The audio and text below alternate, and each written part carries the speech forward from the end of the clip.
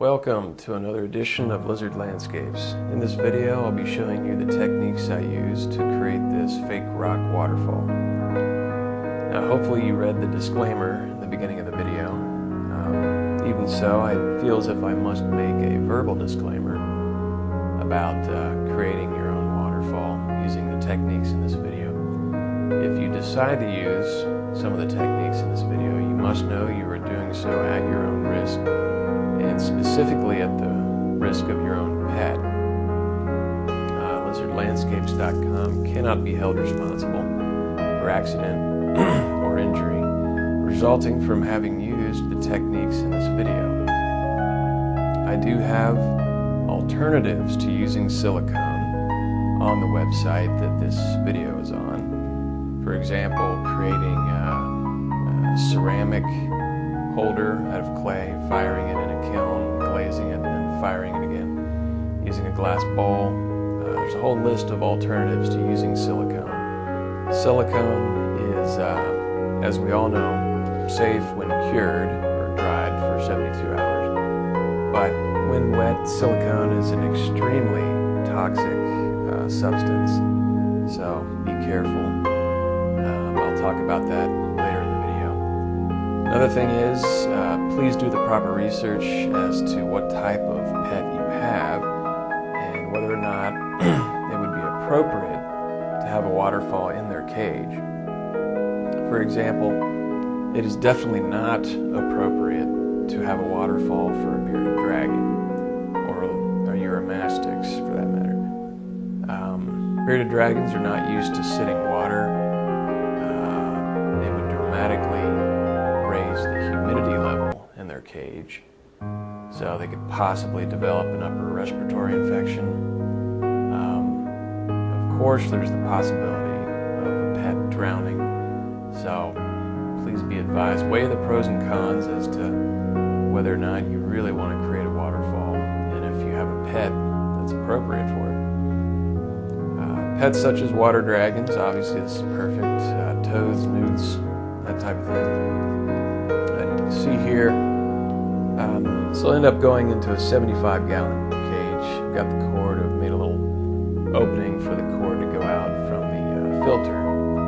Decided to use the Tetra Repto filter, which had a lot of good reviews online. So I created this in two pieces. See, I've got a little hide there. Another hide from the back, you can see. Definitely an advanced project. Took a while to create. A lot of frustration involved. If you want to save yourself a lot of frustration, just make one waterfall. As you can see, I've got two waterfalls, two ponds. But the way I started out was to, usually I make a couple of crude drawings as to how I want it to look, the dimensions. You can see there on the lower left the water lines that have to happen for each pond, for the filter to work, where the water had to be. And then what I did was make a really crude mock-up just to see how loud the filter was, just to see visually what the waterfalls were going to look like, how far they were going to be, how far they were going to be dropping. Cut out a little lip there that I'm pointing to in that first, which is supposed to be the first pond. So you can figure out or discover a lot from having done this. Figured out it really needed to drop more than an inch. It's dropping about an inch here to be visually appealing. Obviously, the further the water is going to drop, the louder it's going to be. So something to take into consideration before you go to the trouble to build such a time-consuming project. You want to wear a dust mask. So what I'm doing here is using Loctite power grab. It's very similar to liquid nails. I'm going to glue together a couple of sheets of polystyrene. Just got this at Home Depot. It's that insulation stuff. Cut out a shape for the first pond. Try to cut out a nice organic looking shape. I'm going to trace around a few different sheets to create the exact same shape, and then glue this all together. So, cut out 3 of the same shape, glued them together, and they're going to be glued down onto another 2. So it'll be 5 sheets thick, at least that first pond will. So what I'm doing here is I already cut out a whole bunch of squares and rectangles that are going to make up that second pond. So cut them all out, put them where I'm wanting them to be, and then start gluing them into place. What I'm doing here is creating that area where the filter is going to be hidden. A lot of this project really centers around trying to camouflage the filter. The filter wasn't that big, so it made it somewhat easy. I'm sure there's other filters out there. The filter I got is obviously a pump. It says it's right on the box, it's perfect for waterfalls. And it does have a filter to remove odor, so you don't have to change out the water as much. So I've got the second pond carved out there. Made this little piece to catch the water as it spews forth from the filter. So just continuously building up that area where the water will initially come out into that first waterfall.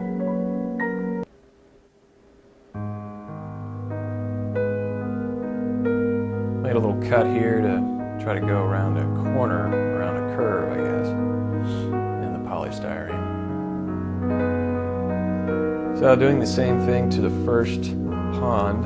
Got all these squares and rectangles, gonna cut them out, glue them on there.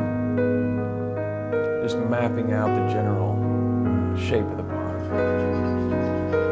Here I'm cutting out the first part of the polystyrene. You want to try to avoid as many straight angles, straight lines, and right angles. So you can either cut this stuff out, or you can just literally break off some pieces. Anything to make the project look more organic is really what your goal should be.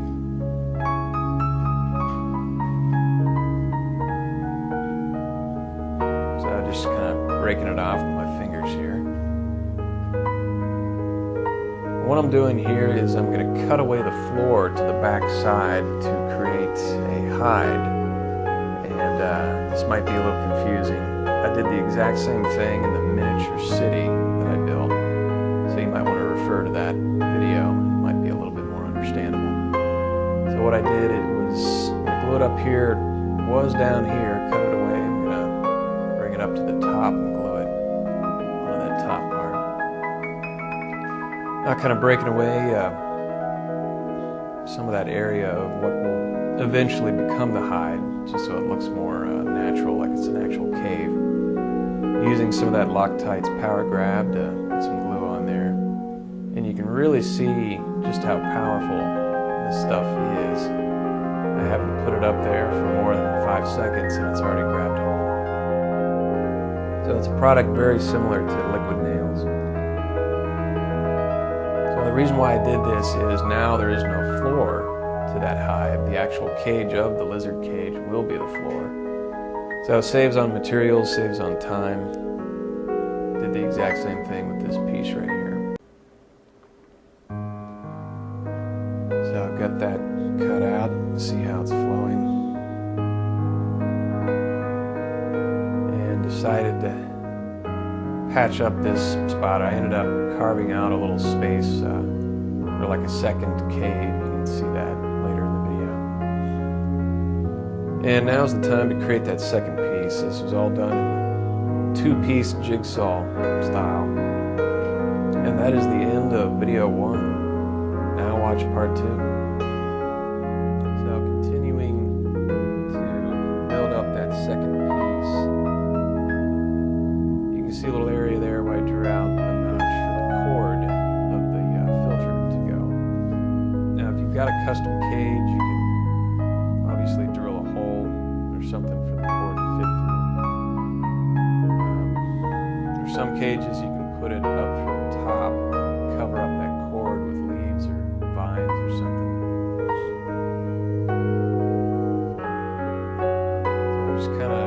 digging away at it to avoid having all the straight lines, trying to make it look more organic. Now this is something, the hide, the section I cut away from before to raise it up, it would be strong enough without a support beam, which is what I'm doing here. But it kind of looked ridiculous just hovering in midair. So I went ahead and cut out this little support beam to make it look more realistic. Now here I'm creating a little box. I'm not sure why I did this, but it's really just to block out some space, because later what I ended up using was that great stuff expanding foam, just to build up the landscape and have it look more organic, because I'd never used it before. So this is really, that box is just to block out some space, so I don't want to use that much foam, or else I would buy can after can of the great stuff expanding foam. Here is the great stuff, the expanding foam. So you got to shake the can really well. I'm protected by a smock, gloves, glasses, and a mask. This is stuff, if you get it on your clothing, it's not good. Trying to work with it with a spoon, there's definitely a learning curve to using this stuff. Somewhat difficult to get used to, but build up a nice looking organic landscape with this stuff. And it is great. Now again, trying to use the spoon to move the stuff around. Very sticky. Once it dries, this is dried I think for about 30 hours. Cut it away very easily with a knife. So you can go back into it and carve away, trying to make it look more distinctive. Because there's really no rhyme or reason to put this stuff down. It's difficult to direct. Forgot to put in the little area where the second falls is going to happen. So that area is a little bit lower than those top ridges around that first pond. This is a little thing I created to easily pick this up, put it anywhere. Shows me where the water lines have to be, shows me where the ridges have to be of each pond to be able to contain the level of water that will be in each pond. So I think I went with about a little less than 2 inches deep for the first pond and about 2.5 inches deep for the second. So using more of the great stuff, try to build up that ridge, because I know it has to be of a certain height to be able to handle the level of water going in there.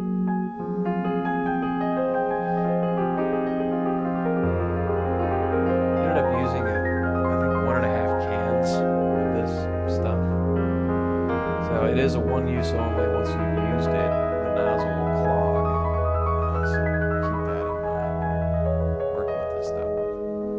So continuing to check the levels of the ridges to make sure it's going to be tall enough.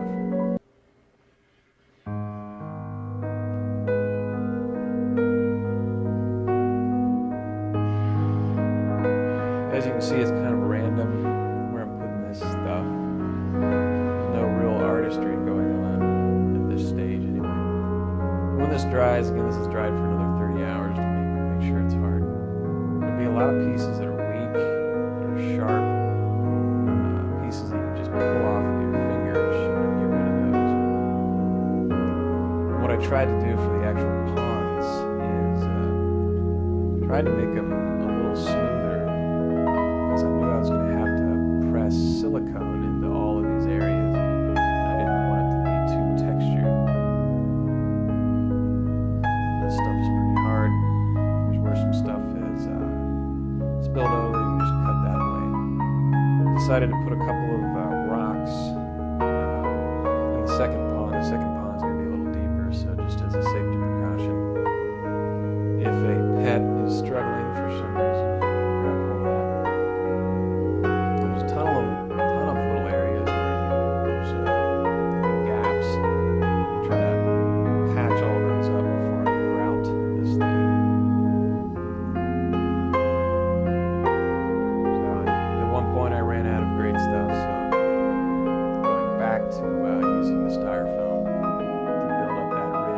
that part of the ridge wasn't quite tall enough, so I ended up going back and forth, doing a little more carving here.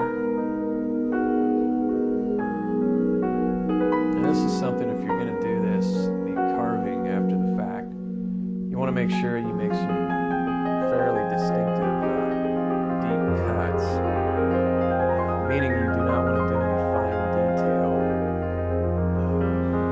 as far as cutting away this stuff, because it's just going to be covered up by grout. All of the layers of grout, which I use 3, will cover up any fine detail that I would have done as far as cutting this stuff.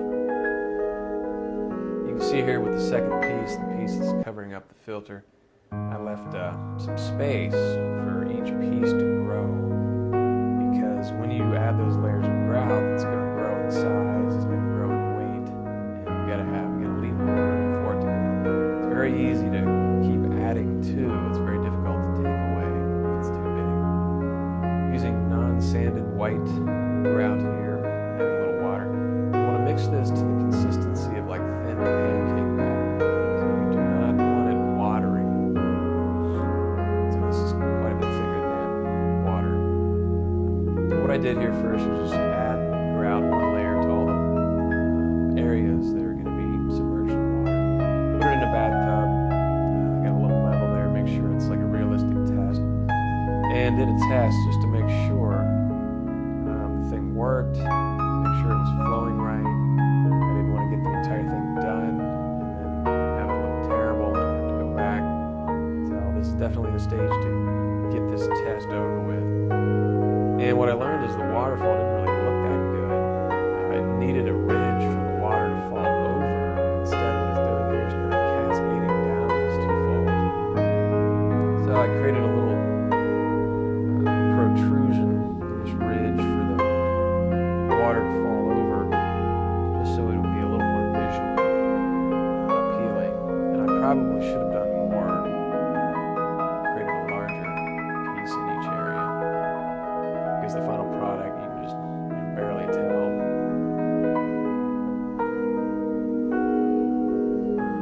So continuing to put that first layer of grout on after the test. It was kind of difficult to get the grout to stick to the great stuff. But I keep trying and eventually stick it on there. So I got a full layer of grout on there. Finally let it dry for like 24 hours. And this is something I do, especially with a big project like this. Put a lot of acrylic into the second layer, just any color will do. This is just so I'll know where I left off, because it is inevitable that I would be called away from this project. It's so big. So I go back the next day, maybe it's the next week, and I know exactly where I left off because of the different color.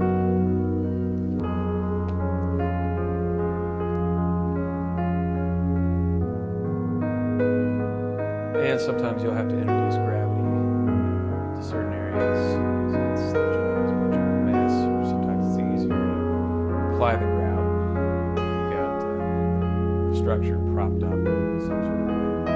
I put the 3 layers on the top first before I turned it over to put the 3 layers on the bottom. So yeah, you do want to cover it all, every single inch of it, 3 layers. Mixing up some very thick grout so it's like the consistency of clay. And this is a way of, if you want to put on more detail, if you want the rocks to protrude more distinctive. And that is the end of part 2. Now watch part 3. Back to the video here. I'm going to take this very fine grained sandpaper and go over very lightly, almost no pressure, trying to get rid of some of the sharp parts, some of the weaker parts, some parts you can even break off with your fingers. It's so weak. So after you've grouted, there will definitely be some sections that are weak that you want to get rid of before you paint. You can see the seam there with the second piece that lifts off to camouflage the filter. Tried to make sure that's kind of seamless. This is the fun part, mixing up some color. I've got basically bright orange mixed with brown, I think. Put it in a water bottle, a lot of water, mix it up so it's thin enough to work its way through the water bottle.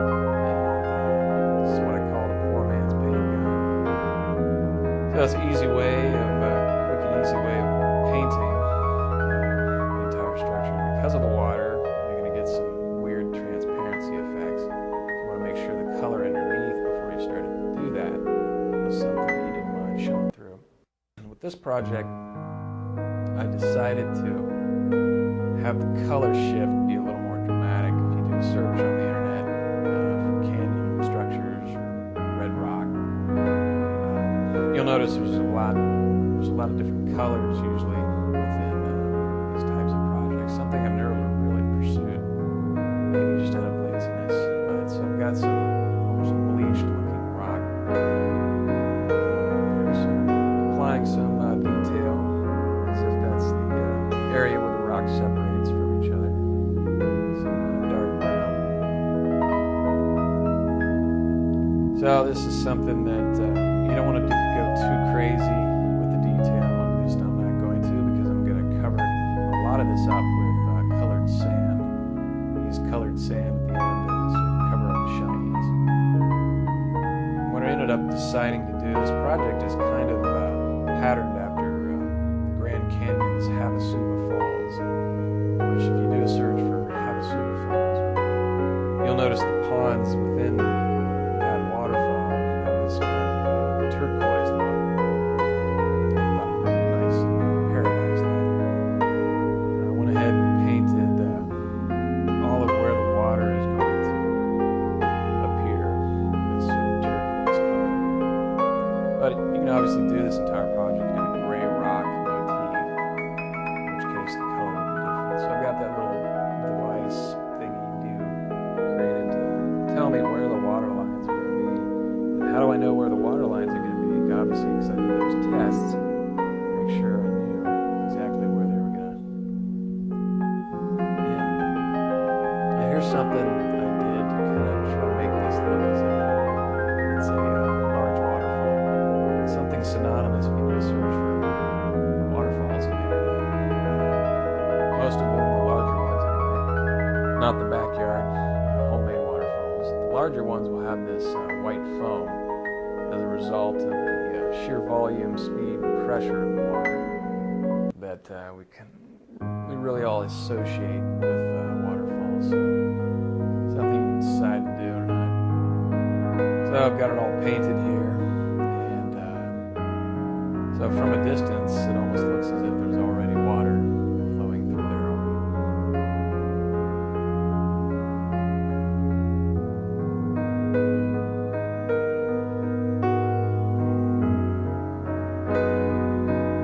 So this is the stage of sealing it. What I used a product used before called Shields All. It's an acrylic, 100% acrylic. I'm sure you can use another acrylic or type of acrylic. What I did was apply 4 coats of this for the entire structure, and let each coat dry 48 hours or cure 48 hours in between. So Shields All. Consistency that it's thin enough to work its way through a water bottle. So you definitely don't want to thin this stuff down. And this is the fun stage of silicone.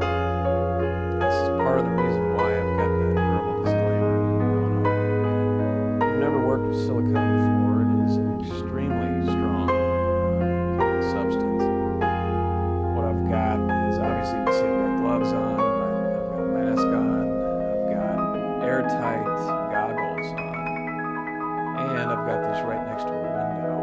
In fact, if you're going to do this, you might want to think about doing this outside, or failing that, your garage shouldn't have a garage, so I've got this right next to an open window. Definitely something you want adequate ventilation for. This stuff is incredibly toxic, but we can all agree that silicone is safe when cured. It's been the stuff sealing fish tanks for decades upon decades now. So. And it actually says on the bottle, food safe when cured. What I'm doing here is going above the water line about an inch, just to be safe.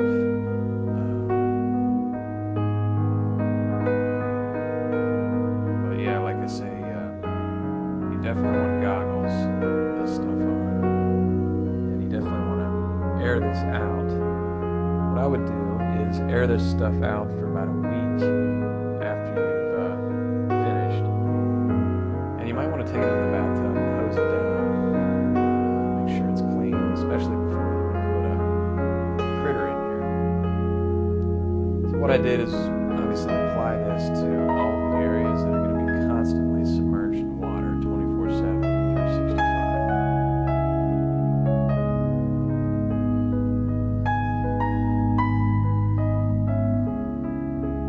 You want to really work this stuff in there. And if you're concerned, put 2 coats, let it dry for a week, put another coat on.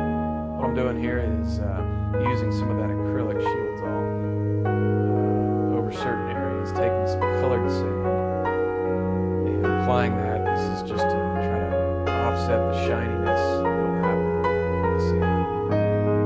And the other thing it'll do is it'll give a critter traction to be able to climb up and down this fake rock. You can really get into some interesting color. It's sort of like painting with sand. That's what it does. The sand sticks to the ceiling and you brush off the excess later. So here I'm using obviously the light beige, put in some color there to match that paint color. What I decided to do with this one is put in some green growth just to add more detail to the project.